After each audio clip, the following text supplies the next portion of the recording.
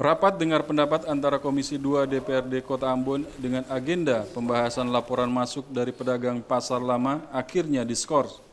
Rapat dengar pendapat harus diskors karena tidak memenuhi quorum, di mana sejumlah anggota Komisi 2 DPRD Kota Ambon sementara mengawal pleno akhir perhitungan suara Pileg 2024 di KPU Kota Ambon.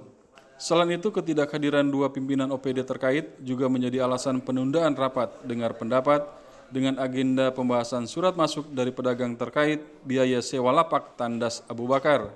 Ditemui seusai memimpin rapat, Sekretaris Komisi 2 DPRD Kota Ambon, Taha Abu Bakar meminta pemerintah Kota Ambon maupun pihak ketiga untuk sementara waktu tidak melakukan pungutan dalam bentuk apapun ke pedagang sebelum adanya regulasi yang mengatur hal tersebut.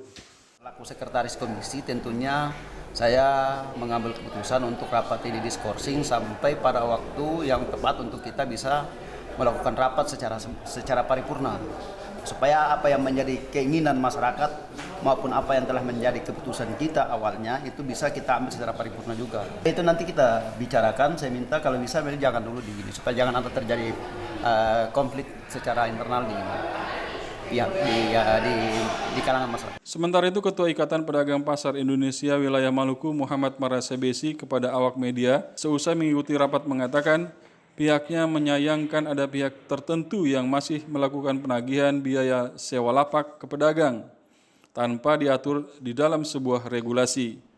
Menurutnya, penagihan yang dilakukan oleh pihak ketiga dan oknum pemerintah kota dinilai sebuah bentuk kejahatan yang harus dapat dipertanggungjawabkan.